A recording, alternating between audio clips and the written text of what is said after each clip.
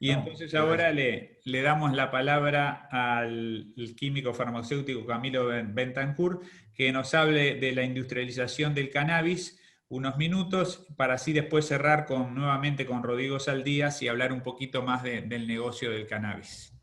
muchas gracias a todos. Bueno, muchas gracias, Claudio. Nada, primero quería agradecer a la señora decana, al ingeniero Williman y al ingeniero Saldías por la invitación para participar en este proyecto. Y bueno, sin más, vamos a la presentación. A ver si ahí la ven. Sí, perfecto. ¿Sí? Sí, sí. Bueno, la industrialización del cannabis, tal cual está planteado en este seminario, que tiene dos partes, primero la parte de secado y después la parte de extracción. Lo primero que quiero aclarar acá es que técnicamente y según la licencia del IRCA, el secado forma parte del cultivo. Es decir, si vamos a sacar una licencia en el IRCA de cultivo, abarca toda la parte agronómica y el proceso de secado y eventualmente trimeado o aislado de la flor del resto de la planta. Una licencia de industrialización es a partir de la flor seca o del material seco en adelante, que incluye ahí sí las extracciones o cualquier proceso siguiente hasta el producto terminado. Hecha esta aclaración, empezaremos hablando primero de la diferencia entre los dos procesos, que los dos se van a dar, y quizá la confusión está ahí, en plantas industriales o en algo parecido a una planta industrial.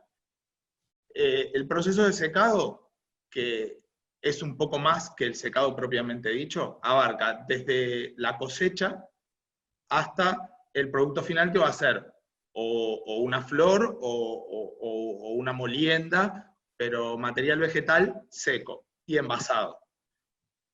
Incluye el procesado de material, es decir, desde que saco la planta o las hojas crudas en verde, hasta tener la flor aislada, eventualmente molida, y la reducción de su contenido de agua, que en la planta oscila en el 80%, alrededor del 80% de agua, y una vez seca, y para evitar contaminaciones, la vamos a dejar en el entorno del 10%.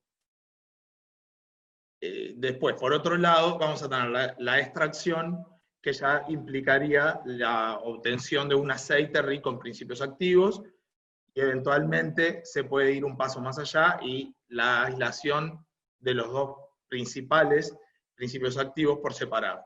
Cuando hablo de principios activos, y esto va a seguir quizá en toda la presentación, me refiero principalmente, a pesar de que hay muchos principios activos, la flor de cannabis o la planta de cannabis tiene cannabinoides, pero también tiene terpenos, tiene flavonoides, tiene muchos principios activos.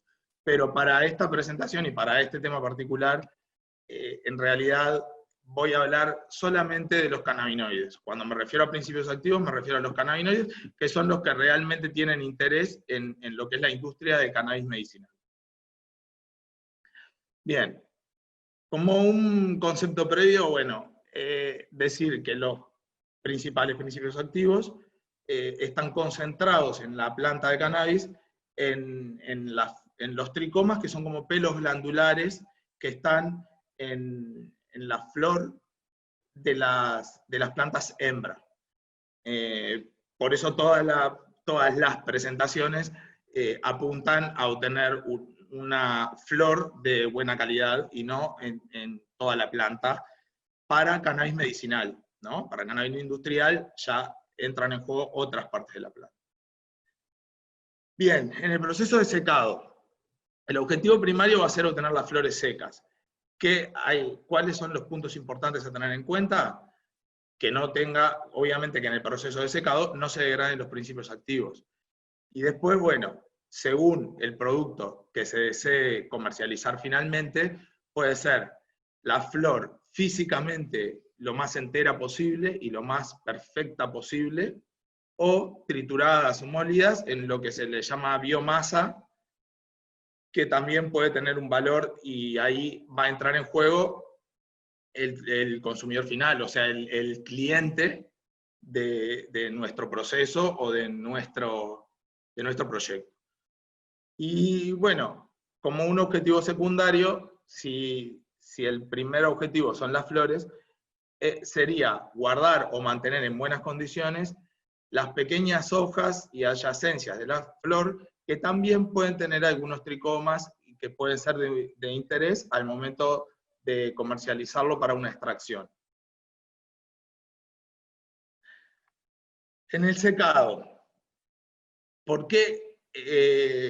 Para secar vamos a construir una planta de procesamiento que, para tener una flor de buena calidad, necesitamos controlar la mayor cantidad de parámetros que afecten la calidad de la flor. Entonces vamos a construir una planta de procesamiento que no incluye solo una cámara de secado o un sitio donde vamos a secar la flor, sino donde se van a dar un montón de procesos hasta el envasado, que van a tener todos los parámetros, o la mayoría, o los que podamos, controlar para que la flor llegue a su destino final, envasada, en el tamaño que se desee, pero cuidando que no se dañe en ninguna cualidad.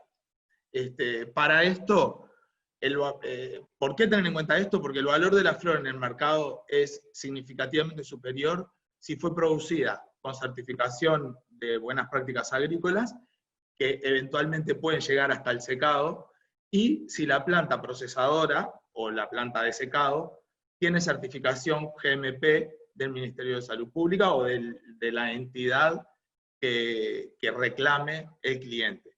Y acá quiero hacer una puntualización. Una habilitación del Ministerio de Salud Pública no implica una habilitación GMP. Si bien la planta o cualquier industria de este tipo que habilite el Ministerio de Salud Pública va a apuntar en la mayor cercanía de la GMP, no es estrictamente necesario para obtener una habilitación de procesado o habilitación de secado del Ministerio de Salud Pública, tener una planta GMP. De hecho, para obtener la certificación GMP del Ministerio de Salud Pública, primero hay que habilitar la planta en una habilitación normal, trabajar un tiempo en esas condiciones y después pedir la habilitación GMP. Quiero hacer esta diferencia porque a veces se confunde esto, porque trabajar de forma GMP o trabajar manteniendo ciertos cuidados no implica tener esa certificación. Esa certificación se pide en especial después de estar trabajando con una habilitación común. Lo que sí es bueno es, si lo que buscamos es como finalidad tener una planta que finalmente esté habilitada GMP, ya tener las condiciones ideales desde el principio. Eso nos va a facilitar, nos va a evitar construcciones y trabajo subsiguiente, pero además nos va a facilitar el trabajo a la hora de pasar de una habilitación común a una habilitación GMP. La planta de procesamiento. La planta, para diseñar o pensar en una planta de procesamiento, tenemos que pensar en varias etapas.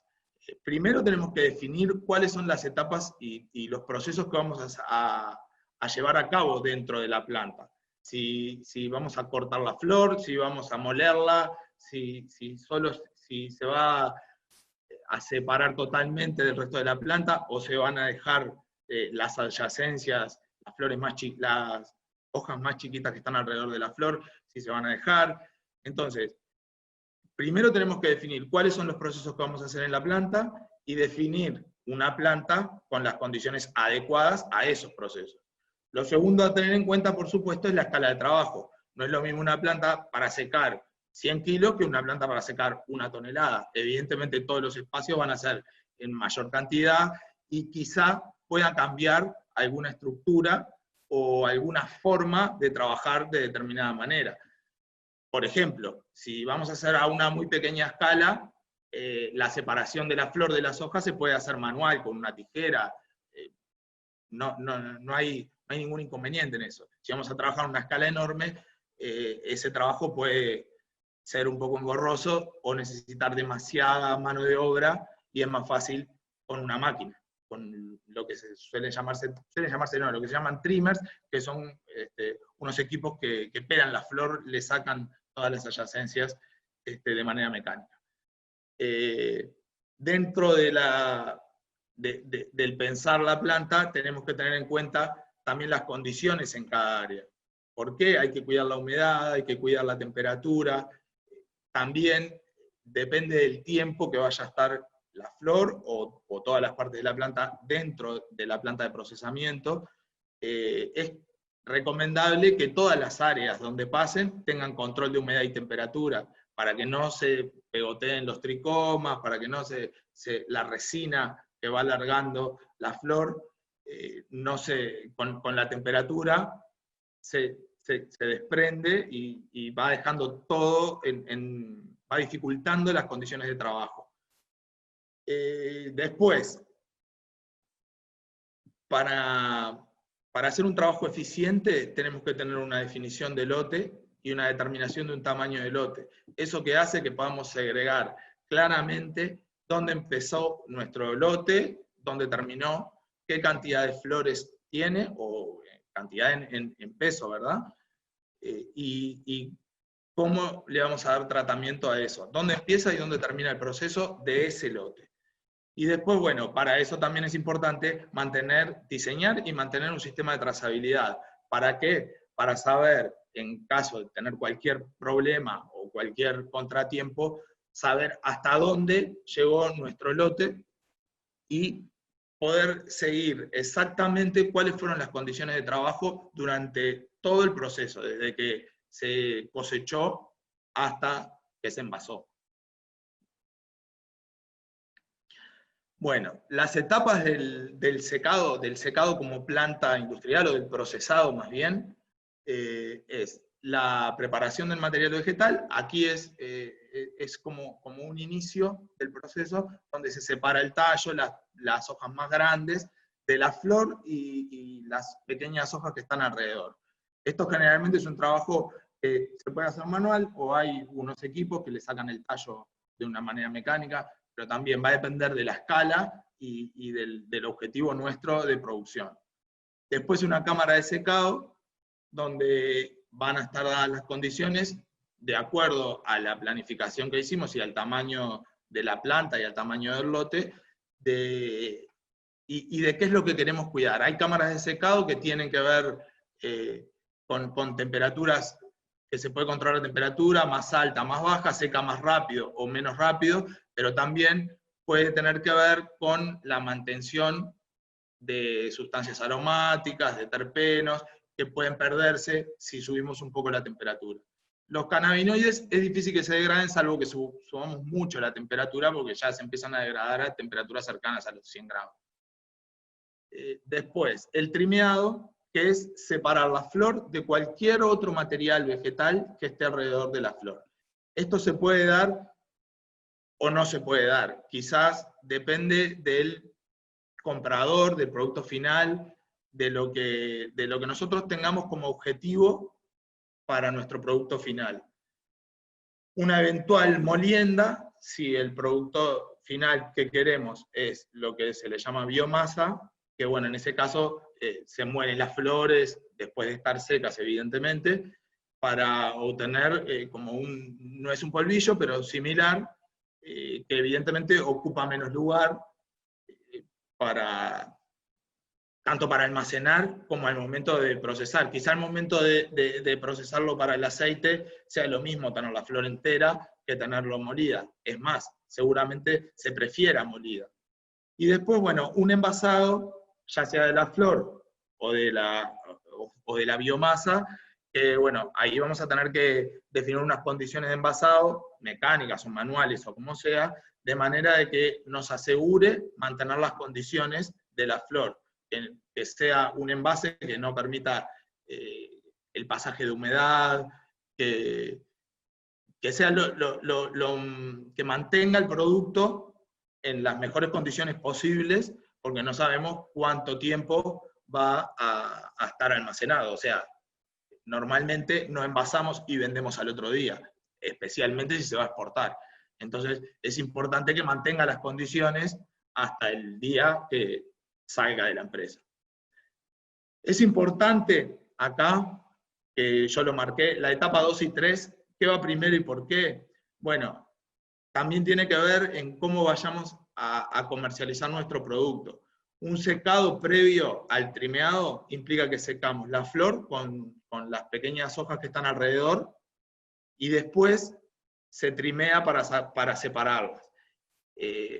También se puede hacer primero el trimeado en húmedo, cuando sale directamente de la planta, enseguida pasarla por el trimmer o enseguida cortarla a mano. Esto va a dejar la flor con una mejor forma, queda más linda, estéticamente mejor presentada, pero bueno, quizás si nuestro objetivo es molerla para extracción, no tengamos tanto interés en eso, y el hecho de trimear después de secar facilita los procesos, no nos deja un residuo, el residuo lo dejamos después, sino cuando trimeamos húmedo, antes de secar, el residuo puede tener, seguramente tenga principios activos, aunque sea un mínimo de THC va a tener, por contener sustancias psicoactivas no lo puedo descartar, entonces tengo que buscar la forma de secado, y no es de buenas prácticas secarlo en el mismo lugar que la flor, entonces ya tengo que generar una cámara de secado especial para secar los restos. Entonces, tanto una como la otra opción va a depender de lo que nosotros queramos obtener como producto final. Bien, bueno, la cámara de secado evidentemente es la etapa fundamental de todo este proceso, va a recibir las flores o el material vegetal en general con un nivel de 80% de agua, y lo va a tener que bajar a cerca del 10%, 10, 12%, que es un contenido de agua que permite, o que no permite mejor, la proliferación de hongos y levaduras, que son, sobre todo hongos, que es lo que más complica o lo que más fácilmente se desarrolla en el cannabis. Y bueno, las condiciones de secado van a determinar las cualidades del producto final. Un poco como ya dije, si se seca a temperaturas más altas, voy a perder productos volátiles, principios activos volátiles. Si se seca a más baja temperatura, voy a demorar más en secar.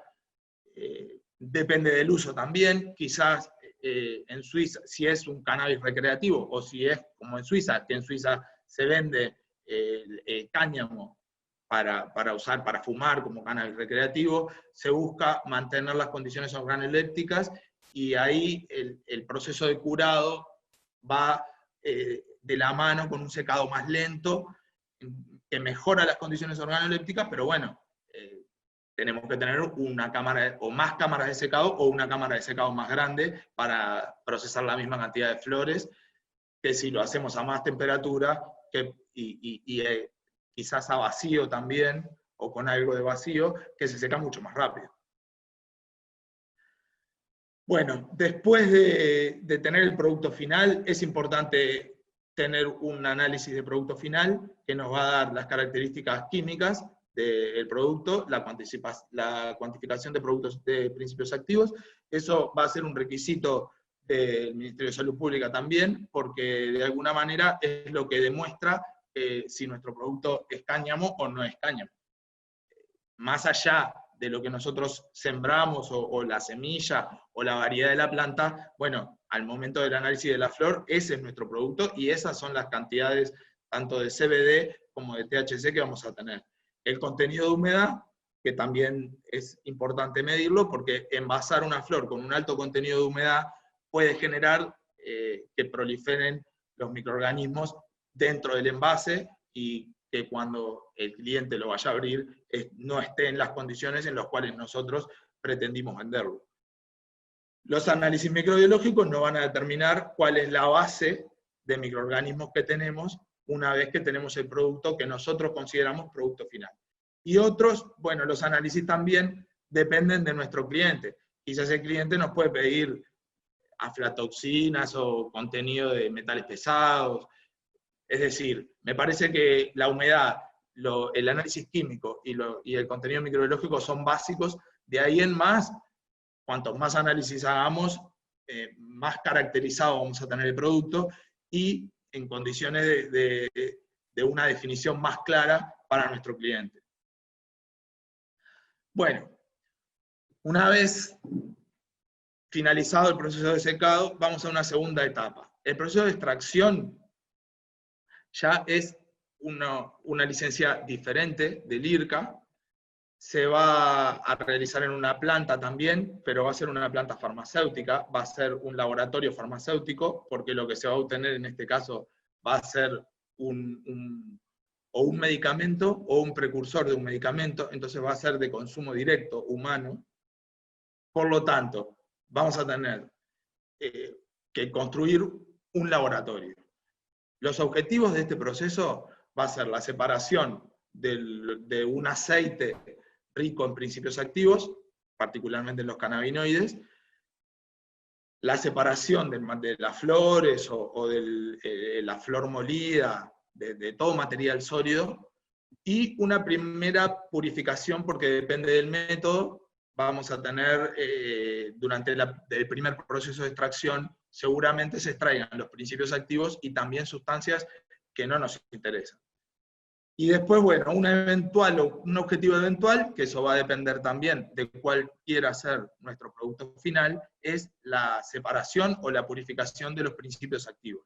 Una vez que tenemos un aceite rico en los cannabinoides principales, se pueden separar y obtener un producto que sea el CBD o un aceite de CBD y un producto que sea aceite de THC o THC, y después por diferentes procesos se pueden llegar a purificar hasta el 99% de pureza, llegar a un polvo que es el principio activo puro.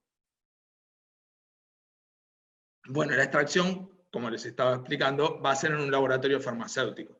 Los productos finales van a ser de consumo humano prácticamente directo, entonces es importante que el laboratorio esté construido según las normas del Ministerio de Salud Pública. Probablemente, si es para exportar, también, probablemente no, va a tener que cumplir las normas de la autoridad sanitaria del país destino, y eso va a ser una habilitación particular. Eso no se puede habilitar desde acá.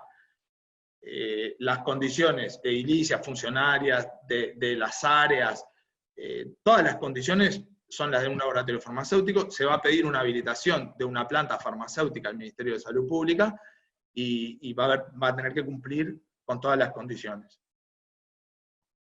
Acá, una vez más, aclarar que cuando viene el Ministerio de Salud Pública a habilitar un laboratorio farmacéutico o una planta farmacéutica, le da una habilitación común, y si se quiere una habilitación GMP, es un proceso posterior que va a implicar una etapa de funcionamiento con una habilitación común, y además un montón de documentación extra que quizá no es necesaria o no es tan estricta en una habilitación común. Bien, para el montaje de un laboratorio también tenemos que, al momento de pensar las instalaciones y de diseñar la planta del laboratorio, vamos a tener que tener en cuenta la selección del método de extracción. Los dos más comunes son una extracción por solvente y una extracción por fluido supercrítico. Por solvente, bueno, el solvente más utilizado es el etanol, y simplemente consta de sumergir o macerar todo el material sólido en un solvente líquido para extraer todos los principios activos en el solvente, que después vamos a concentrarlo o a purificarlo.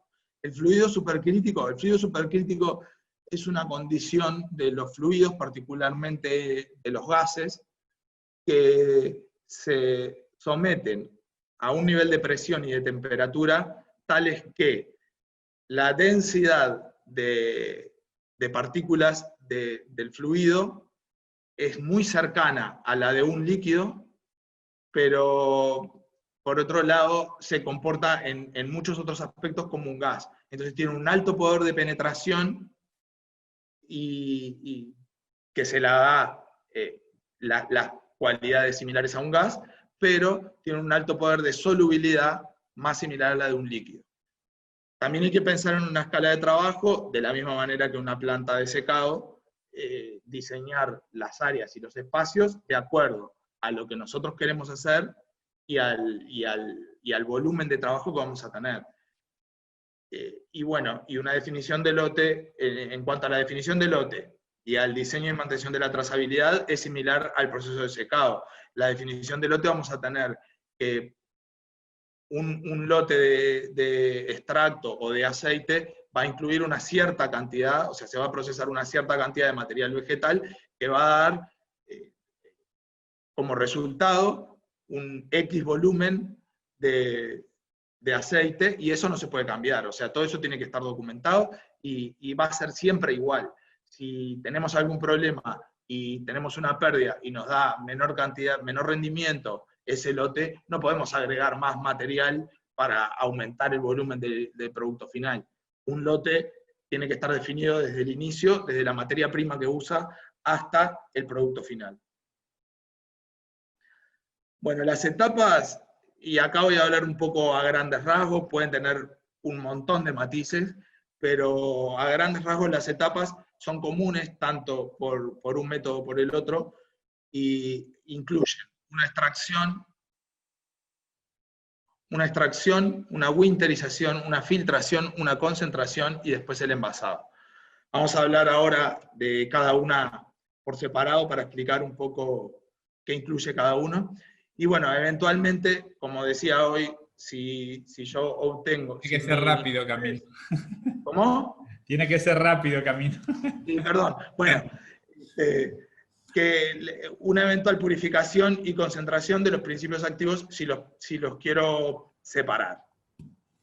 Bien, el proceso de extracción consiste, si es por solvente, en una maceración o recirculación del solvente para poder extraer todo lo que se pueda del material seco, y lo que implica es definir una temperatura, tiene una baja selectividad porque el solvente extrae todo lo que, o sea, todo lo soluble en ese solvente va a salir y no solo los principios activos. Tiene un menor costo que el fluido supercrítico, pero deja un residuo. La extracción por fluido supercrítico, el fluido de elección generalmente CO2, también hay que definir en el proceso la temperatura y la presión. Tiene mejor selectividad, pero esto es relativo. Tiene un costo más alto porque se requiere niveles de presión que son difíciles de llegar, o más que difíciles, son caros, y bueno, tiene la ventaja de que no deja residuo. La winterización. En el proceso de extracción, por cualquiera de los dos métodos, se extraen como productos que no son de interés grasas y ceras principalmente. Entonces, la elección del solvente y la temperatura tienen que ver en el proceso de winterización. Lo que hace es, se disuelve ese producto, ese aceite que se logró, se disuelve en etanol, se congela no porque el etanol se mantiene líquido, pero se enfría entre menos 20 y menos 80 grados, y con eso logramos precipitar las grasas y las ceras. Entonces, de esa manera podemos separar ese producto que no es de interés de los principios activos que siguen disueltos en el etanol. Después de una filtración, la filtración es una filtración mecánica que lo que hace es pasar por un filtro y dejar las ceras y las grasas de un lado del filtro, y pasa el líquido, que es el que va a tener todos los principios activos de interés. Una concentración que implica el etanol con los principios activos, simplemente la eliminación de etanol, que generalmente se hace en equipos a vacío, para no levantar mucho la temperatura. Recordemos que el etanol es inflamable y puede ser un problema, entonces se hace con un equipo generando vacío para eliminar el etanol y concentrar los principios activos en la menor cantidad posible de solvente. Bueno, y la purificación, que implica separarlas, hay un método, el más común, que es cromatografía, que lo que hace es pasar a través de unas columnas con un solvente, se pasan a través de una columna y se van separando en diferentes capas los distintos extractos.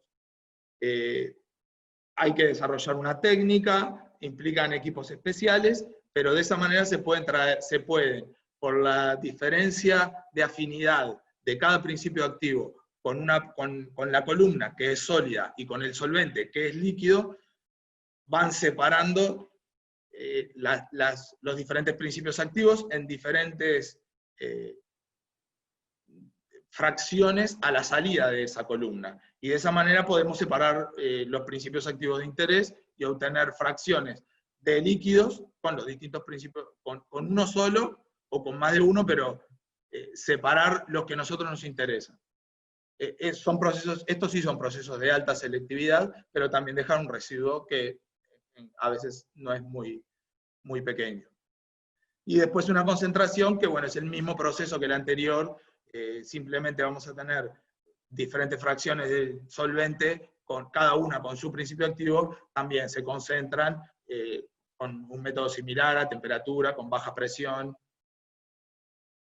Bueno, y por último, un análisis que también requiere caracterizar nuestro producto final para saber en qué condiciones tenemos y qué es lo que podemos comercializar o cómo podemos proseguir hacia la formulación de un producto terminado, que puede ser un medicamento u otro. Y al final, bueno, el envasado, que va a depender, la selección del envase va a depender del producto que nosotros tengamos, pero básicamente va a implicar un envase primario, que puede ser un frasco de vidrio, o depende también, si llegamos hasta el producto final, que sea el extracto en polvo puro de uno de los principios activos, puede ser otro recipiente. Un envase secundario que va a implicar un estuche, una caja, o lo que sea, para no presentar el frasco de vidrio suelto. Y bueno, y eventualmente prospectos, recomendaciones, dependiendo si es un medicamento, si va a ser simplemente el concentrado. Bueno, y por acá espero haber podido dar un panorama más o menos general, sin demasiado detalle por un tema de tiempos, pero bueno, que se haya podido entender un poco cuáles son las condiciones que se requieren para el procesado de cannabis. Muchas gracias, Camilo, muy clara la presentación, y tengo algunas preguntas rápidamente para hacerte. Empiezo por: ¿qué tamaño de planta de secado preciso para procesar unos 1000 kilos de flor húmeda? Supongo pensará alguna idea de metros cuadrados. Bueno, para eso va a depender, puede depender de muchas cosas, entre otras, de la velocidad con la cual yo necesite procesar esos 1000 kilos de flor húmeda. 1000 kilos de flor húmeda van a dar unos 250 kilos de flor seca. Quizá no sea una planta muy grande, pero es importante saber si yo voy a procesar esos, si yo lo quiero procesar 1 tonelada en un día o si la quiero procesar en un mes. Entonces, ahí voy o sea, el diseño de la planta va a estar acorde a lo que a la velocidad con la que a mí me interese secar. Pero suponiendo que soy un productor pequeño que voy a producir unos 1000 kilos por año, y se supone no preciso tanto apuro para secarlo, ¿no? Sí, el proceso de secado tiene que ser inmediatamente después de la cosecha, porque si se acopia el material húmedo, se estropea. Se degrada, se contamina. Entonces, yo diría que así, como a grandes rasgos, para procesar, si fuera una cosecha única, sí, en aproximadamente un mes, quizás serían unos 200 o 300 metros cuadrados. Perfecto. Pero es muy relativo. Es relativo, o sea, pero para tener una referencia. Perfecto. En esos 200 o 300 metros cuadrados incluyo no solo la cámara de secado, ¿verdad? O sea, la cámara de secado, un área para trimear, un pequeño depósito para copiarla después, un sector para envasar, o sea, todo lo que es la planta de secado, no solo la cámara. Perfecto, perfecto. También preguntan si podrías decir qué empaques se están usando para mantener condiciones óptimas las flores para exportación. Tipo material, micrones, ¿existe algún material en el mercado que sea biodegradable? ¿Y qué etiquetas se usan para rotular, etcétera? Mira, en general, más que etiquetas, se suele usar un envase que ya venga impreso. Si está bien seco el producto, no va a tener mayores problemas en envasarlo en una bolsa de nylon simple, con protección de la luz, por supuesto, y después en un contenedor más grande que tiene que ser hermético, que puede ser desde una tarrina, un contenedor plástico. Así que bolsa negra, ¿no? Una bolsa negra por la luz. Ahí se nos colgó Camilo. Bolsa, bueno, ahí ya tendría que ser una bolsa capaz que tricapa, con aluminio en el medio. Es importante la hermeticidad. Si la va a dar el envase, que sea, o sea, el envase primario, la bolsa, tiene que tener una capa de aluminio para que no pase la humedad. Perfecto. Si va a estar en un contenedor, que puede ser una tarrina o similar, puede ser algo más flexible o más laxo en el envase primario. Una consulta, dice, ¿la extracción artesanal por prensa es regulada con licencia del IRCA también? Lo que pasa es que la extracción artesanal por prensa, no existe la extracción artesanal. Todo proceso de cannabis... Opa. Se nos fue. ¿Me estás escuchando? Sí, ya está. Qué susto. Pará, tuve un problema con la computadora, así que lo dejo acá en mi lugar. Ahí está. Bueno, las disculpas del caso, que tuve un problema técnico con la computadora. Bueno, ¿me repetís por favor la pregunta? Y la extracción artesanal por prensa estábamos. Sí, la extracción artesanal de flores de cannabis no es legal. O sea, la extracción es un proceso de industrialización que tiene que estar regulado por el IRCA. Perfecto. Ahora, si es una extracción por prensado de la semilla, no pasa por el IRCA, pero pasa por el Ministerio de Ganadería. Es decir, en realidad cualquier proceso que incluya cannabis está regulado y tiene que pasar por alguno. Si no, no es legal. ¿Cuántas plantas de extracción de aceite de CBD con GMP existen en Uruguay? ¿Sí hay? Mirá, la verdad, no sé si hay alguna en funcionamiento en este momento. Hay varias que están en trámites y en proceso de habilitación. Hasta donde yo sé, Aurora tenía una planta habilitada, pero no sé si la llevó a poner en funcionamiento. Y no conozco ninguna otra que tenga ya la habilitación del ministerio. Perfecto. Pregunta bien de industrial. ¿Cuáles serían los controles en procesos críticos durante la industrialización? ¿Algún ejemplo que puedas dar? Y bueno, los controles críticos, los controles más críticos son la humedad, por supuesto, y los controles microbiológicos. Después, el control de cannabinoides, hacerlo al final es lo mismo porque pero quizá los controles microbiológicos tampoco sea necesario hacerlo en todos los lotes. O sea, una vez que yo estandaricé el proceso, yo ya tengo un proceso que me va a rendir siempre de la misma manera y voy a llegar al final en las mismas condiciones. Entonces ahí quizá la humedad pase a ser el parámetro crítico a medir para no pasar a la siguiente etapa sin eso en las mejores condiciones. Claro, perfecto, claro. Esto creo que ya está contestado. ¿Entran 1000 kilos en una planta de secado acondicionado dentro de un contenedor marítimo refrigerado? Contenedor marítimo me parece medio chico, ¿no? Pero vos... No, puede ser, pero depende de muchas cosas. Es decir, el tiempo que precise. También 1000 kilos de la flor húmeda o 1000 kilos de la flor seca, porque pierde el 75% de su peso. Claro. Entonces, 1000 kilos secos, si yo quiero obtener 1000 kilos secos, no, seguro que no van a entrar porque son 4 toneladas de flor húmeda. Te hago la última, Camilo. ¿Se puede hacer una segunda extracción por prensado para aumentar el rendimiento del proceso luego de utilizar el solvente? Y sí, se puede, pero igual después, o sea, no sé hasta dónde... O sea, prensás un material que ya fue extraído, que está seco, no sé, la verdad no me animo a decirte ni que sí ni que no, porque nunca lo he probado. Perfecto. Muy bien, bueno, muchas gracias Camilo, muy interesante esta parte. Y llegamos a la última presentación, admirable, de las más de 100 personas que siguen ahí al firme. Así que ahora... te dejamos, Rodrigo, para hablar un poco ya del negocio del cannabis en general y poder cerrar este seminario tan interesante. Bueno, sí, yo iba a decir lo mismo, hay 109 sobrevivientes, así que voy a intentar ser lo más claro posible, y dejando espacio para algunas preguntas porque seguramente surjan. Voy a compartir la pantalla, denme un segundo. ¿Lo ven bien ahí? Sí. Ahora sí, pantalla entera, perfecto. Perfecto. Bueno, voy a intentar acá contarles un poco de lo que está sucediendo en la construcción del mercado, de las proyecciones que hay internacionales del tamaño de esto, partiendo de dos premisas básicas.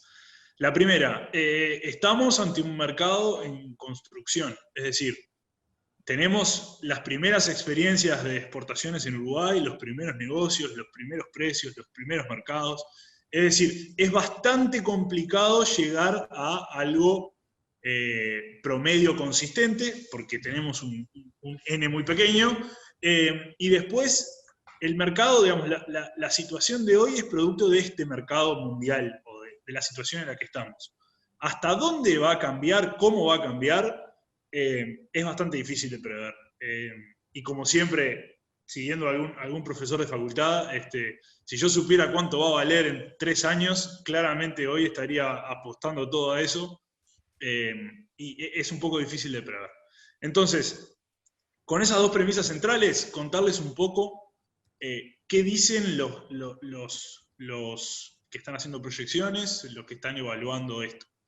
El Banco de Toronto, que es, digamos, Canadá es uno de los países más desarrollados en esta industria, estima, de vuelta, con una gran probabilidad de que esto no sea tan exacto como lo dicen, un mercado de 200.000 millones de dólares para 2025. Para que tengan una idea, se estima más o menos que el 20%, o lo que pasa con otras producciones, generalmente el 20% de lo que produce se comercializa. Es decir, si eso fuera igual en el cannabis, que seguramente sea mayor por la propia desigualdad que da la situación normativa de los países, pero suponiendo que es igual, estamos hablando de un mercado de ese 20% igual o hasta un poco superior a lo que sucede con el mercado mundial de carne vacuna. Es decir, 38.000 millones de dólares son los que se tradean, los que se comercializan en el mundo de carne. El 20% de 200.000 millones de dólares son muchos números, pero son 40.000 millones de dólares que se podrían llegar a comercializar. De vuelta, son 40, 35, 30, estamos hablando de un mercado gigantesco. Dos o tres cosas ahí. La primera, en el caso de Estados Unidos, como lo ven ahí, que va a ser el principal mercado, estamos hablando que la cuarta parte de esos 200.000 millones de dólares se generarían en Estados Unidos. Y estiman que año a año vaya aumentando un 14%. Lo cual, de vuelta, más allá de los detalles de los números, muestra que estamos ante un escenario de un mercado potente y promisorio. A nivel general, digamos, las expectativas, como dice ahí a la izquierda de la diapositiva, las expectativas están puestas en lo que va a ir sucediendo con el consumo y la producción en los distintos países. Y ahora más adelante voy a llegar a un ejemplo claro. Como bien decía Camilo, ese proceso de purificación y de producción de cannabinoides seguramente llegue a que el producto de más valor sea el cannabinoide puro. Es decir, el fin del proceso industrial termina en un cannabinoide puro que sea el producto estrella o el de mayor valor. También, obviamente, es el que exige todo un proceso para llegar a eso, y un proceso a nivel de inversión y de certificación. Otras de las proyecciones que se ven también internacionales hablan de que el mercado del cáñamo, tanto para semilla, para aceite, para alimentos, se estima que pase de 4.000 millones a 26.000 millones de dólares al 2025. Es decir, no solamente ese aumento previsto del mercado internacional se va a deber al cannabis medicinal, también se va a deber a los otros usos que tiene la planta. Ahora, antes de pasar acá, en Uruguay lo que sucede, o lo que sucedió, mejor dicho, es que a partir de algunos negocios de algunas empresas el año pasado y de los decretos que hablaba Sergio y hablaba Martín, empiezan a ocurrir transacciones, negocios. Y eso nos da a nosotros la posibilidad de, gracias al trabajo que hacen mis compañeros en Uruguay 21, de tener un relevamiento de las transacciones y de lo que va sucediendo. Así como cualquier cultivo, empezamos a tener negocios concretados, datos aduaneros, valores FOB de las ventas, un estimativo obviamente del precio por kilo, y podemos ver algunas cosas interesantes. Esto es el resultado de lo que va corriendo en el 2020. Estamos hablando de $5,5 millones con las ventas principalmente de 2 empresas. Y se ven algunas cosas interesantes, que ahora para no correr y no ir tan rápido, me voy a intentar extender un poquito.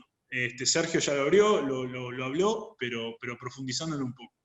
Aparece Suiza. Suiza aparece como el mercado, ese hub que decía Sergio de compra. ¿Por qué? Porque tenemos el mismo nivel de THC, tienen un fin no medicinal que esquiva todo el protocolo del Ministerio de Salud Pública de Suiza, y hay negocios, hay compradores, están apareciendo compradores, son pocos, es verdad, pero se está empezando a generar ese negocio, o esos negocios. Eso le empieza a dar a la industria la posibilidad de poder cultivar o emprender el negocio con alguna certeza, o por lo menos no con tantas dudas. Es posible generar algún contrato con algún proveedor que te asegure una cierta estabilidad en la compraventa, más allá de la calidad del producto, que también lo hablaron los anteriores, y yo voy a contar un poquito de eso al final. Es decir, hoy tenemos un país comprador, una forma de vender a la que se llega con distintos niveles de calidad y con distintos precios. Eso, para llevarlo a un poco gráficamente, voy a volver un segundito para atrás. Las 2 empresas que más volumen han vendido, o que más negocios han hecho son Ziplant y Fodmer, con distintos productos, con distintos mercados y obviamente con distintos precios. Intentando mostrar un poco lo que sucedió en el 2020, o lo que viene sucediendo en el 2020, tenemos graficado en el eje de las X la cantidad de kilos, y en el eje de las Y el precio promedio que se obtuvo por esa flor. Van a ver claramente como 3 niveles, que ahora se los voy a ir mostrando. Hay un primer nivel con un promedio de $200, $250, que era lo que también decía Sergio, que es donde se concentra mayormente el mayor volumen, mejor dicho, que estamos hablando de flores que hoy tienen un mercado que la mayoría de ellas se producen a campo, hay algunas en caso de invernáculo, pero no son las más, y que tienen un nivel de calidad que hoy el mercado lo paga. Veremos qué sucede con un mercado con un mercado mundial más desarrollado o con mayor volumen. Es decir, hoy hay un comprador para ese nivel de producción, para esa calidad de la producción, y se paga ese valor promedio de $250. Hay un segundo escalón que está más asociado un poco también a lo que decía Álvaro, es decir, hay un nivel de calidad de la flor, de las flores que se cosechan, cuando se produce en invernáculo, porque se controla mejor, porque están los problemas mejor resueltos, y se llega a un producto que seguramente se ha trimeado de mejor forma, que se ha secado de mejor forma, y que se han basado en condiciones que al consumidor le llegan mejores calidades. Y como tiene mejor calidad, claramente el precio es mayor. Ahí hay unos valores que puede ser que se ubiquen en un promedio de 400. Si hiciéramos un ponderado, debería estar en 400 y algo de dólares, que muestran un negocio, digamos, incremental en precio, también asociado a un incremento en la inversión y a un incremento en la intensidad con la que se debe producir y controlar el cultivo.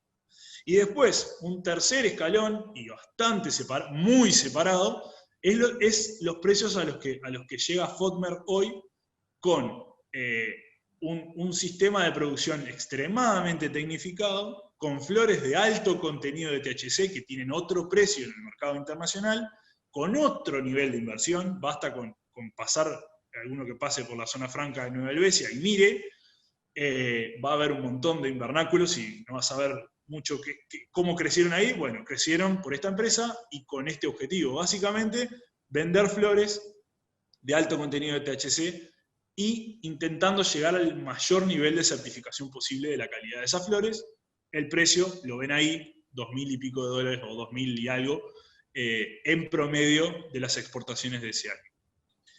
Llevando eso a pensarlo en otros sistemas de producción o en otras cadenas que conocemos un poco más, hay un ejemplo que es bastante sencillo, bastante simple, pero que aplica muy bien y que en realidad muestra que hay diversos negocios, que no necesariamente uno es mejor que el otro, pero hay distintos negocios. Hay un negocio que todos sabemos del tomate de mesa. Vas a comprar el tomate de mesa del supermercado y vale, no sé cuánto sale ahora, 60, 70, 80 pesos el kilo, y tiene una cadena de suministro para llegar al tomate de mesa de calidad. Y también hay una cadena de producción para el tomate industria, que tiene otro mercado, que tiene otro sentido, que tiene otro precio y otros volúmenes. No estoy diciendo con esto que producir cannabis para vender a $300 sea equiparable a un negocio de tomate industria y vender a 2.000 sea un tomate de mesa. Me refiero a el nivel de producción, el nivel del uso de los recursos y el dimensionamiento del sistema de producción. Es decir, no todo el mundo va a producir o va a poder producir tomates de mesa y no todo el mundo le va a interesar producir tomate industria o lo va a poder hacer de una buena forma. Es decir, tenemos diversas posibilidades, hoy lo hablábamos y después lo profundizaron los que me siguieron. Hay diversas posibilidades en la industria y todas dependen un poco de cómo esté diseñado el sistema, el nivel de inversión y el producto que se quiera vender.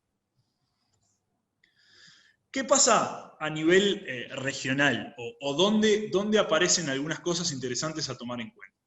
Hoy había un participante colombiano que hacía algunas preguntas y es tal cual, digamos, que decía de la velocidad de las licencias y cómo se ha generado en Colombia. Colombia ha tenido un desarrollo muy rápido de licencias y si bien ha tenido muchas licencias, los sistemas en producción o las empresas andando son bastante pocas en relación al volumen de licencia, pero tiene como fortaleza un fuerte desarrollo en la fase industrial. ¿Por qué? Porque no tiene permitido vender flores. Es decir, todos los negocios que salen de Colombia deben salir en ese primer extracto, por lo menos, con una fase industrial establecida. Como contraparte a eso, aparece Brasil, que es como el mercado que regionalmente tiene interés para Uruguay. Y de cierta forma se engancha con lo que hace Colombia, porque Colombia no puede exportar flores, Brasil no puede importar flores. O sea, Brasil está obligado a importar un producto elaborado. Eso va de la mano de una habilitación individual de importación por uso compasivo y tiene la ventaja para nosotros que por ahora en el país, si bien está en tratamiento de legisladores, no se puede cultivar. Es decir, Colombia desarrolla su fase industrial, Brasil puede importar, pero no puede importar flores. Uruguay tiene la posibilidad de aprovechar su marca país y su régimen de promoción de inversiones y la confiabilidad y seguridad que les da a los inversores internacionales. Tiene la posibilidad de posicionarse en un mercado en el que se pueda innovar y desarrollar capacidades, avanzar en procesos y en productos, y tiene la posibilidad, también lo decía Sergio, o la necesidad de desarrollar su etapa industrial. ¿Por qué? Porque el riesgo de ser un productor de commodities en esta industria puede ser bastante difícil de afrontar si el mercado rápidamente se satura de productores de flores. Y bueno, y además de eso, estamos al lado de Brasil, tenemos el régimen del Mercosur que nos da beneficios tributarios interesantes, vamos a tener una buena producción de materia prima y la necesidad obvia de desarrollar la fase industrial para decir, bueno, tengo una capacidad instalada que me permite responder a los mercados, o Brasil, por cercanía y por volumen, o ser proveedor de alguna industria que lleve eso a un producto final y no depender exclusivamente de una fase agrícola que está expuesta a distintas variables y digamos, a distintos frentes de riesgo. Y además, el otro punto interesante es que parece claro que cuando una industria madura y una cadena va madurando, empieza a tener una fase agrícola con mayor cantidad de productores y una fase industrial de secado y procesamiento más concentrada. Nosotros siempre hablamos de que es un esquema, de vuelta, llevándolo a una cadena que conozcamos un poco más, Es parecido a lo que sucede en Uruguay con la producción de cebada. Hay 2 malterías que le dan el apoyo técnico, los insumos y la capacitación técnica a los productores, y hay muchos productores, obviamente, que producen para esa maltería. Los que industrializan son 2, y los que producen son un montón. Entonces, esa integración vertical debería darle a Uruguay mayor fortaleza y la posibilidad de vender un producto con mayor valor agregado, en general, y obviamente mirando a Brasil, que es como el foco de atención hoy.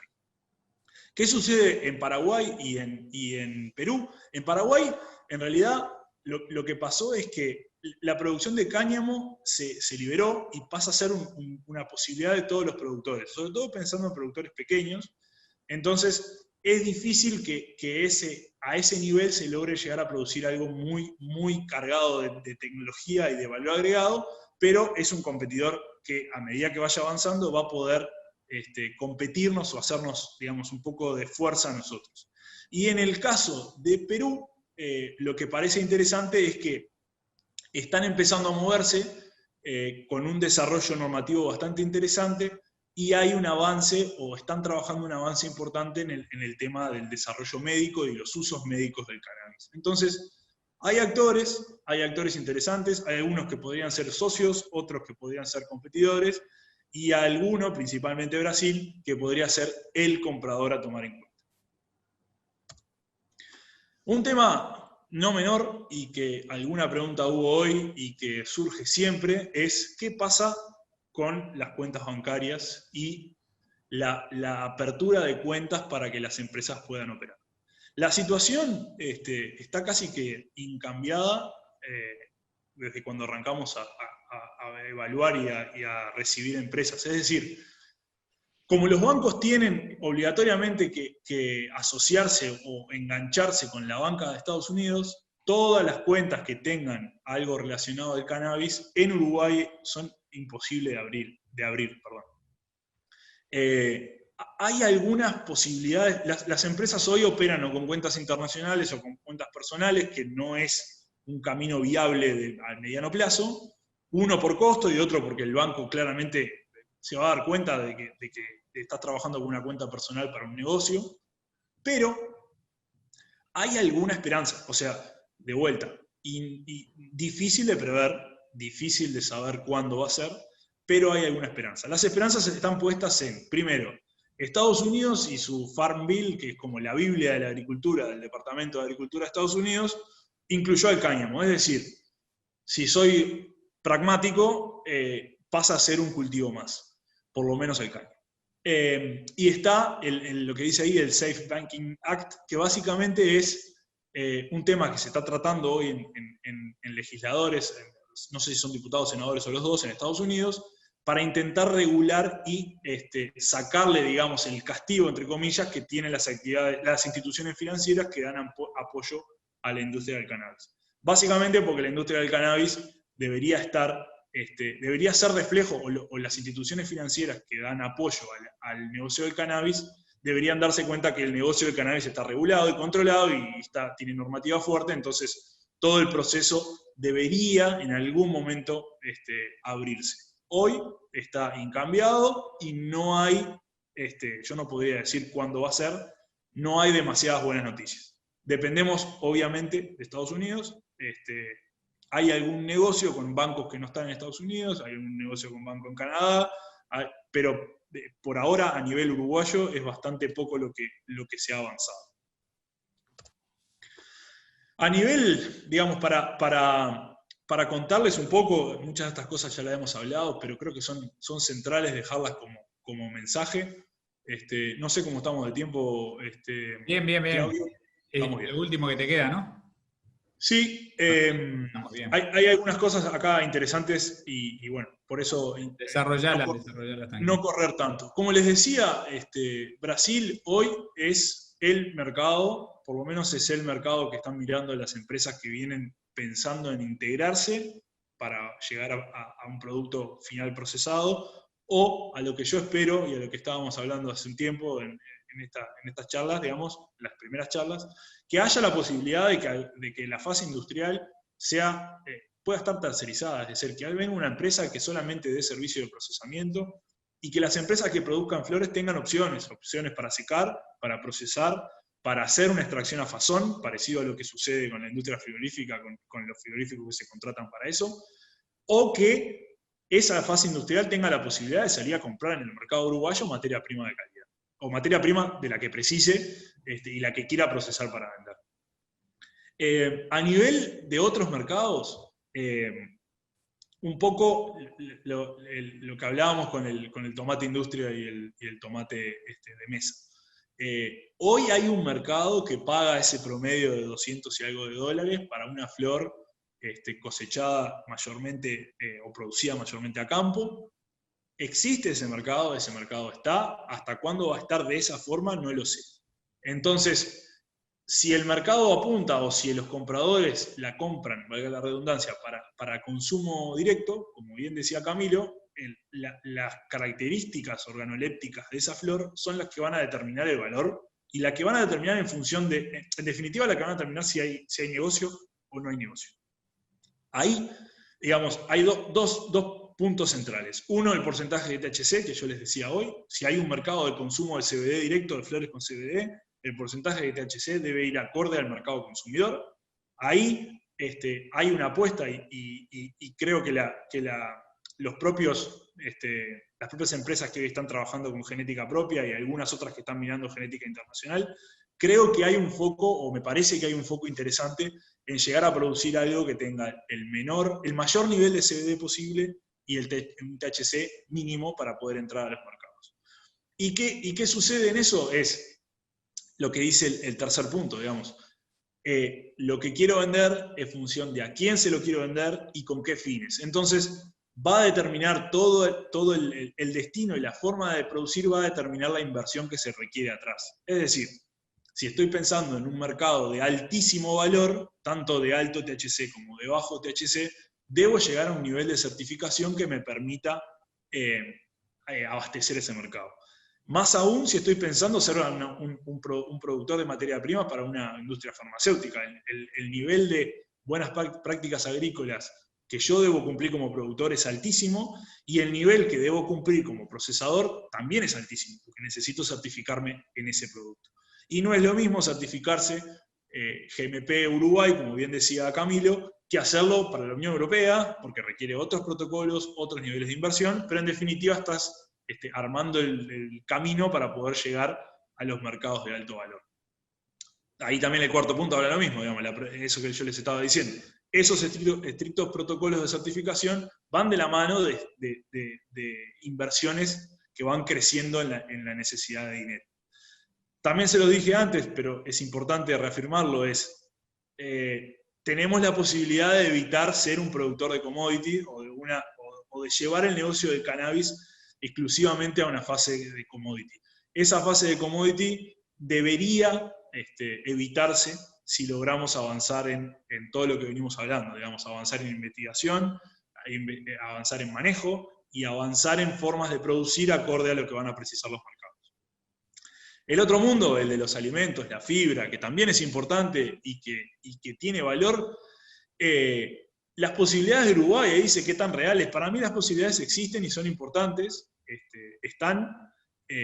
Está el mercado de vuelta, también en una condición muy, muy, muy incipiente, pero yo no sé si más sencilla es la palabra, pero estamos hablando de cultivos que tienen menores necesidades de intensividad de manejo y que se puede llegar a producir algo interesante. O sea, de vuelta acá sacando un poco de la agronomía que algo me queda en mí, la producción de flores, las flores es la etapa más sensible del cultivo, entonces no todo el mundo va a poder producir flores de calidad, y algunos se van a poder especializar en la producción de grano, y otros se van a poder especializar en la producción de fibra. Ahora, ¿qué nos falta ahí? Y bueno, falta el desarrollo del final del negocio, digamos, el que tracciona eso. Si aparece alguien que cultive o que requiera cáñamo para fibra, para hacer ropa o lo que fuera, eso va a abrir una posibilidad interesante para los productores. Que de vuelta, no van a poder poner en el Excel que van a cosechar 400 kilos a $250. No, es otro negocio que también va a tener una salida. Lo mismo para los granos, para la cosecha de granos y para lo que se pueda generar a partir de los subproductos, del aceite de grano o de la harina de grano. Y creo que fue todo. Espero haber sido lo más claro posible, y bueno, me imagino que va a haber alguna pregunta, estoy a la orden. Excelente, Rodrigo. La verdad que para el cierre ya la pregunta sobre el tema bancario había estado y estaba ahora, y yo le dije que se aguantaran, que ya ibas a Ya venía. Dice acá, hablan de excelente y de brillante exposición. Hemos recibido felicitaciones a lo largo de todo este seminario, así que volvemos a agradecer a todos. Déjame pasarte algunas preguntas, como ¿qué opciones de venta hay de producción local? O sea, ¿cuáles son los canales comerciales? Y también preguntan cuál es el volumen mínimo para exportar, que ese no deja de ser un dato menor. ¿Hay volumen mínimo? Arranco por el final. La verdad que no sé. Me parece que no. Me parece que no. Yo lo que he escuchado no hay volumen mínimo. No es algo que me pueda afirmar en la respuesta, pero me da la sensación de que no. Y después los canales comerciales locales, hoy, la verdad que son bastante pocos. Es decir, es o producir, si estoy pensando en no exportar, la única opción en Uruguay hoy, pensando en negocio de flores de uso no medicinal, es vincularse con alguna de las empresas, como es el caso de Seaplant, que tiene un canal comercial de exportación y que puede, digamos, comprar esas flores y después vender. También es posible generar ese negocio, digamos, a partir de esas empresas que yo les digo que están empezando a buscar algún tipo de integración entre el productor y el negocio final. Eso es lo que sucede hoy. Ahora, Sergio lo decía perfecto, Camilo también. Si aparece una industria, seguramente esa industria seguro va a demandar flores y seguro vaya a haber un canal comercial interesante para el mercado local. Pero hoy, la verdad que todo pasa por el negocio de exportación, y ese negocio de exportación lo tienen los que han logrado armar ese canal a través de lo que yo les contaba, y Sergio también, del mercado suizo. Claro. Decime, acá preguntan, una pregunta muy amplia, pero ¿cómo definir lo que hay que plantar? Eso lo hemos tratado teniendo en cuenta los mercados.